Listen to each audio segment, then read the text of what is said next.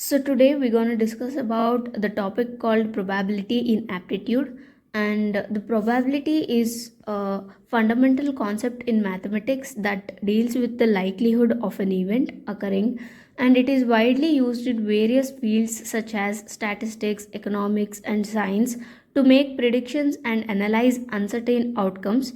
In the context of probability, several key terms and concepts are essential to understand, including experiments, random experiments, sample space events, and the probability of occurrence of an event. So, before we begin, there are two important things that we need to know. That is, first one is the formula, which is sum of observation divided by possibility, which is also called as number of favorable outcomes divided by total outcomes. And the second point is, whenever we see statement and or statement in a question, it means we should multiply when it is and we should add it when it is or. So we'll take a basic example for the introduction where we have three balls. Assume that we have three balls here and our target is to pick only two balls. How many chances are there that we can pick two balls here, either one or two, or two or three or one? There are three possibles, which is also called as sum of observations. And how do we put this in a formula? Like, how do we put this in the form of a formula is 3C2. That is, there are three balls and then there are two possibilities, and we can simplify it in this way where we can write 3 into 2, where 3 is raised 2 times and divided by 1 into 2, which will further simplify into 6 divided by 2, and the answer will be 3 itself. So like this we can simplify the answers for the things. And then what should we do if the number below the C is more? We cannot we cannot raise 12, like 12 into 11 into 10. It will be a long process, right? So simply we should divide 12 and 10, like 12 minus 10, which will be 12C2, because 12 minus 10 is 2, right? So it will be 12C2. We can easily substitute this by taking 12 into 11 divided by 1 into 2. So it can be done like this. So that is how it actually works, the formula and everything. So moving on further, let's just start with a coin example. If you toss a coin, what is the chance of getting a head? It is 50% chance, right? 50% chance in the sense, which is 50 divided by 100, which is half of it, and it is also 0.5. So when we toss a coin, there are two possibilities, either head or the tail. So now we can say that the probability of the P is equals to half, which is 0.5. We can also write it as 50%. But since in the probabilities we always take the answer in the form of fractions, we can write it as half.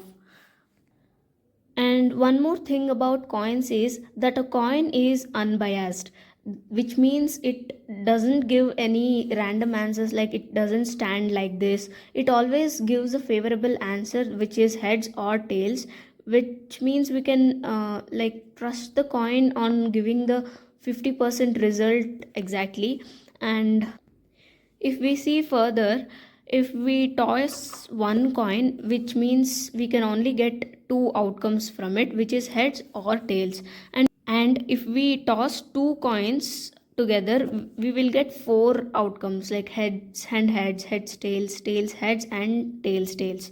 And if we toss three coins, we will get eight outcomes. Similarly, if we toss four coins, we will get 16 outcomes, like this: head, head, head, head, tail, tail, tail, tail. Like, for example, And in order to remember this, we can simply take it like this, like for example, if there is one coin, that is 2 power 1, if there are two coins, that is 2 power 2, and if there are three coins, that is 2 power 3, and if there are four coins, that is 2 power 4, and if there is five coins, that is 2 power 5. 2 power 4 is nothing but 16, 2 power 3 is nothing, and 2 power 2 is nothing but 4, 2 power 1 is 2. Similarly, we can solve it like this. And then let's jump into the problems, where the first problem says, in a simultaneous toss of two coins, then find the probability of two tails. So there are two coins, right, in which we have seen that for two coins we have four outcomes, and they have asked us to find the probability of two tails. And two tails, in the sense we are getting two tails only once over here. And we know that the formula is sum of observation divided by possibilities, which is nothing but the sum of favorable outcomes divided by the total outcomes. Here they have asked us to find out the probability of two tails for two coins. We know that two coins is nothing but four outcomes, so the total possibilities are four. And then what is the probability of getting two tails? We can see here there is only one chance of getting two tails in while tossing the two coins, so we can write here 1 as 1, we can write here as 1. So the answer for this question will be 1 by 4, which is the probability of two tails in while tossing two coins is 1 by 4. And let's move on to the second question, where they're asking us, in a simultaneous toss of two coins, then find the probability of no tail. So we see that the formula is this, and we should first find out the total number of possibilities. So for the two coins we'll get four possibilities, and the probability of getting no tail is 1. There is no tail in this possibility, so the answer for this question is also 1 by 4, which is the probability of getting no tail while tossing two coins is 1 by 4. And then three coins are tossed, find the probability of all our heads. So we know that while tossing three coins we have eight possibilities, and then we should find out whether all are heads. The probability of all the outcomes are heads.